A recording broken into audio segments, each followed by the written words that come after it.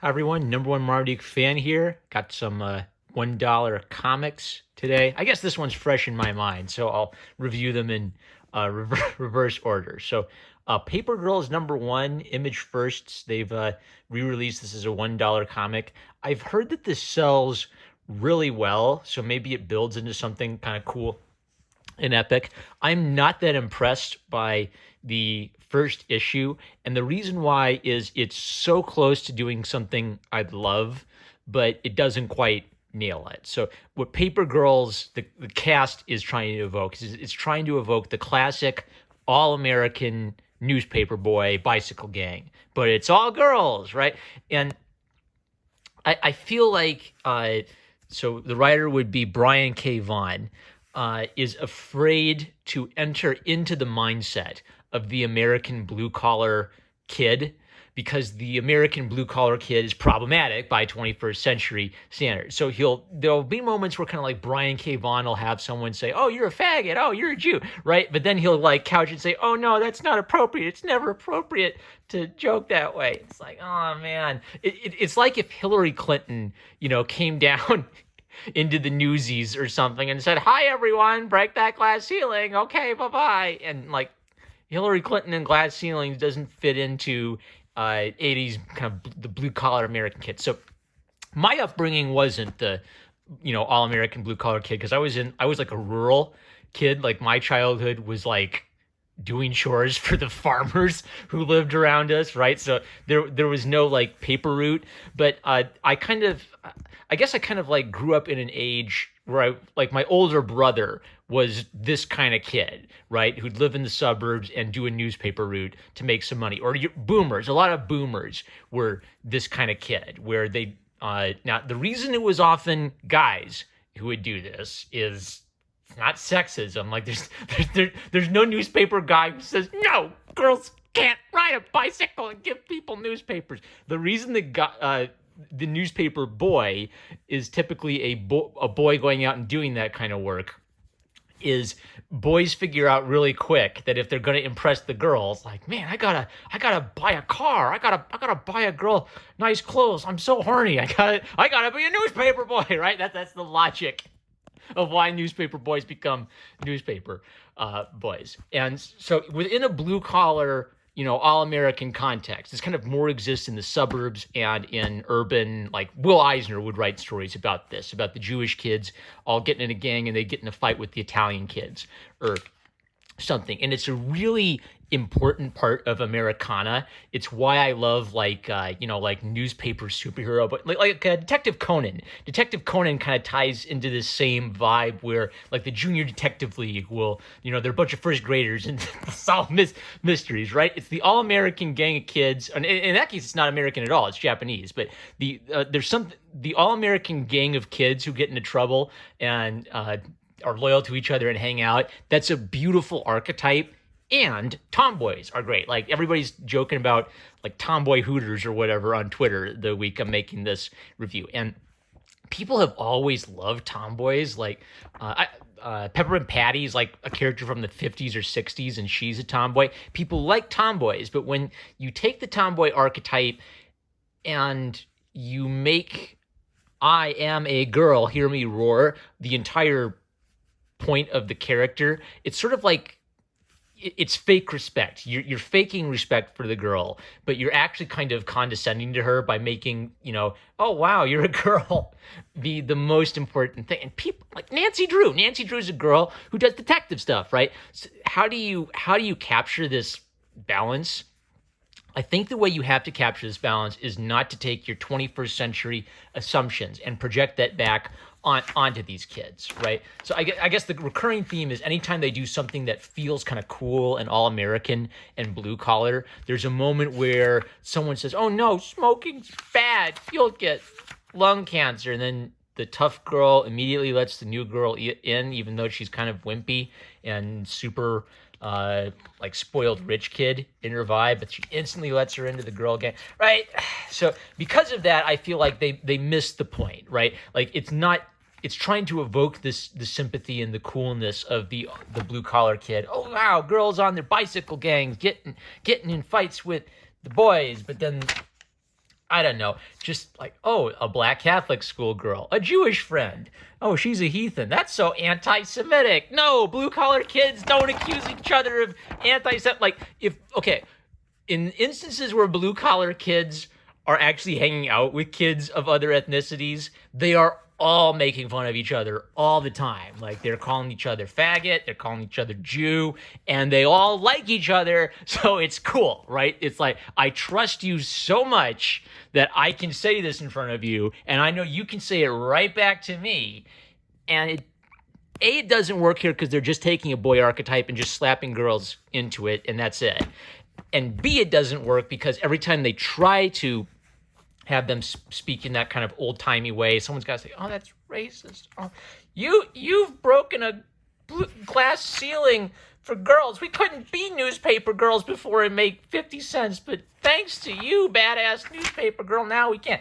All right. So after a long build-up, they do some investigating, and they find a machine, and I guess the spoiler at the end is some time travelers seem to have shown up. Actually, a girl did get her ass kicked, so that's pretty good. Like, tough girl, the one instant into a fight, she gets choked out and nearly dies. So, I don't know. Maybe the rest of it's better, but it's not a promising start because manga does this too. So when manga has, not all manga, of course, but a lot of manga artists recognize that boys and girls are different, and the heroine, a heroine is different than super duper bad girl whatevers. Super duper bad girl whatevers are supposed to be special because they're girls doing super duper bad stuff, and a heroine gets her ass kicked and gets better and follows kind of the archetype of the boy hero in like constantly improving, but she never completely loses what it is to be a woman as she follows that path. I don't know. So I can't say, I don't feel like it was worth a buck, frankly, but maybe the rest of it's good. All right. 2 comics I enjoyed. The Savage Dragon, issue 3. This was kind of a young Erik Larsen, right straight out of Marvel Comics, doing his own thing. I like the young Erik Larsen was my favorite Spider-Man artist when I was 4 years old. I would trace his Spider-Man drawings, so obviously I've got like a nostalgic aspect for Erik Larsen. New Erik Larsen on Twitter. It's kind of like, never meet your heroes and never follow your hitters on Twitter. He's such a boomer, but this is a funner era for him. You can tell like he actually cares. He's trying to draw cool stuff. They're coming up with all their own crazy new superheroes at Image Comics. They're drawing lots of boob and butt poses. I don't know. It was an exciting era. I wasn't into Image Comics when they were coming out. I can kind of see why it would have been fun to read this while you were alive. There were some cool fights. Savage Dragon, I guess, is going through some weird personal stuff, trying to balance being a cop with being a superhero. It was a fun little issue. I'll save it. Yeah, my nostalgia for good old Erik Larsen hasn't been ruined entirely by new Erik Larsen. Hey guys, just because I draw kids raping each other doesn't mean I endorse that. I'm just trying to comment on society. Oh, I'm such a boomer. Whatever, Eric. You're such a boomer. Why'd you draw that? All right. The best comic I read this week. You really did that. The best comic I read this week is the criminally insane Dracula, Tomb of Dracula, issue number 24. This is just a perfect comic. I haven't read any Tomb of Dracula. It's a perfect standalone story that catches you up on like the old stuff. Like some vampire hunters fought Dracula. They thought they killed him, but he's alive and he's in London. Neat. That's all we need. And then Blade shows up, and I haven't even watched. I wasn't allowed to watch R-rated movies as a kid, right? So I haven't seen the Blade movies yet, and everybody is talking about what good kind of like early superhero movies they are. So I want to go back and watch them. I love old school Blade with like his big pop collar and his green shades and his blaxploitation quips. Like who besides a social studies professor doesn't like blaxploitation characters? I feel like blaxploitation characters are like the thing that could heal America's racial divide, because everyone likes them except white Karens, basically. Oh gosh. All right, so it's great. So Dracula's, I like how Dracula, they capture his sort of like nasty, abusive sexual nature, where women are attracted to him and ignore sort of his evil side because of his sort of I don't know, animalistic magnetism. That's an aspect of the old school Dracula character they're capturing. One of their heroes is going through an emotional crisis while Blade is just trying to stay alive and getting his ass kicked.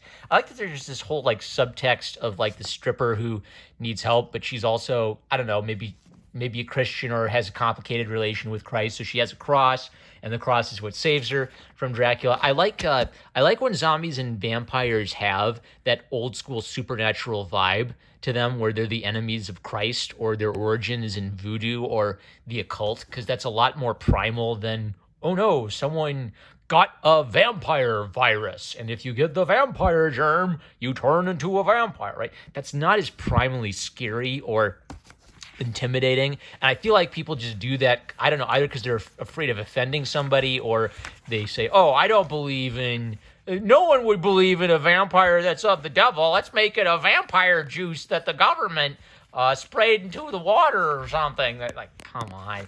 It's fiction. It's fiction. You're allowed to have some supernatural and mysterious things.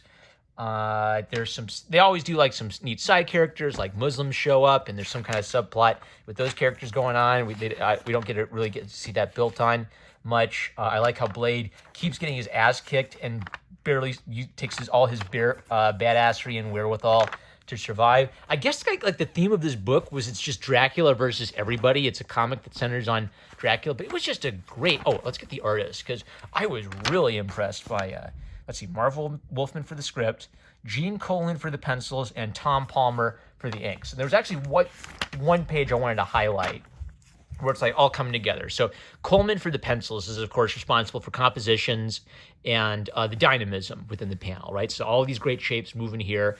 And then the inker, when I get that, Coleman's the pencils, Palmer's the inker. And then Palmer, the inker, is serving that by kind of having like nice solid blacks to make these easy to read shapes.